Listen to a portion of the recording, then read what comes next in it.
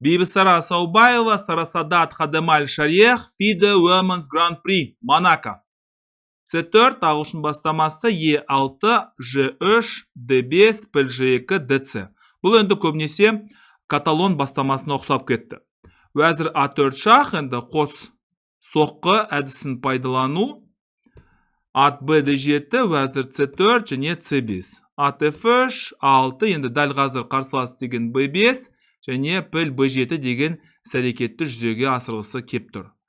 Вәзір C2, at G-F6, рокировка, вәзір C7 және A4. Мүлдем B5 деген әрекетке мүмкіндік бермеу. B6, D3, піл B7, at A3, енді C4-ке апарудың амалы, піл E7 және E4. Сонымен негізгі орталықта сарбазымыз бар, қарсыласта ондай сарбаз жоқ. Рокировка, піл D2, тура FC8 және ат C4. Атты C4-ке орналастырды, тамаша аттардың бірі. Вәзір D8 және B3. Піл C6 және тура D1, енді мынау артта қалған сарбазымыз бар. Не істейміз енді, амал жоқ. Осындай сарбаз бар бізде.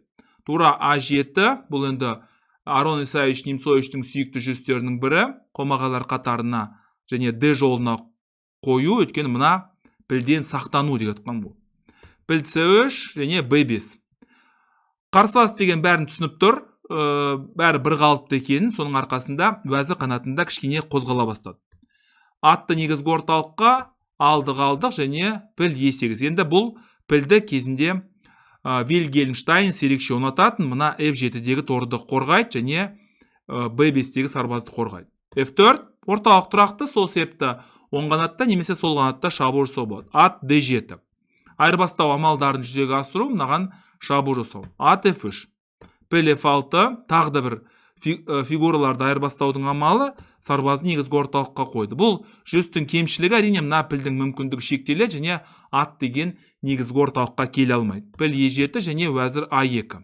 Мүмкін AB деп жасауға болмайды, өйткені вәзір мына тураны алып қояды.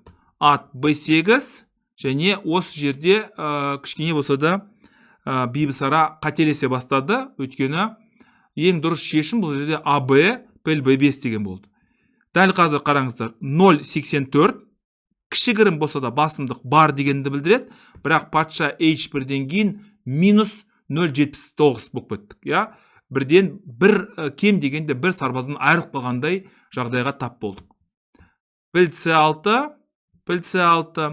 және піл тура F2. Тағы да түсініксіз шешімдердің бірі қайттан алуға мүмкіндік болды, осыны бірақ оны істеген жоқ. Тура F2 және тура D7 енді ондай мүмкіндік жоқ, мына біздің артта қалған сарбазымызға шабуыл жасап жатыр. Тура FD2 қорғаймыз және піл D5, мына пілмен және мына пілдің айырмашылығы бар екенін сіздер байқап тұрсыздар. Бұл деген негізгі орталықтағы тамаша пілдердің бірі. Вәзір B1, көріңіздер ме, дәл қазір біздің жағдайымыз минус 0,36 болатын болса, мына жүрістен кейін минус 1,96 болып кетті. Көріңіздер ме, біздің екі сарбазымыз жетіспейді дегенді білдіреді. Ең дұрыс шешім бұл жерде әрине H4, C6, атлай, тура B7 алдық және патша H2, G6, тура B1 және at G2 деген варианттар болған. Бірақ сонда да қаралардың жағдайы тамаша, ақтардың жағдайы онша емес. Вәзір B1. At C6 алдық және D4. Бибісара бәрін түсініп тұр. Капабланканың ережесі, егерде позицияңыз нашар болатын болса, онда бірінші кезекте сарбаздарды айырбастауға тырысу керек.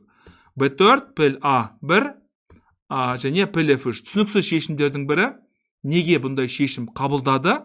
Сарасадат Хадемаль Шарех ең дұрысы әрине атты A5-ке апарып, мына B3-тегі сарбазға шабуыл жасау. Мынандай керемет жүрістердің арқасында DC былай және піл D4 былай және тура C3 барлығы мына сарбазға шабуыл жасау. 1, 2 және 3 деген сияқты.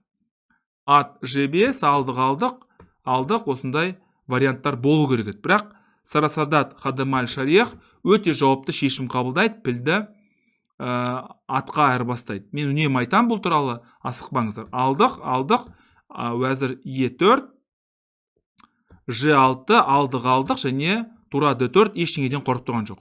Алды қалдық, тура C3 кірді, мына жерге шабуыл жасады. Былай патша F8, патшаның ойынның соңындағы белсенділігі, патша G2, H5 өте сауатты ойын.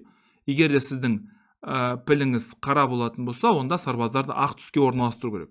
Тура D2, піл C5, шах және D2 осымен ойын тең аяқталды.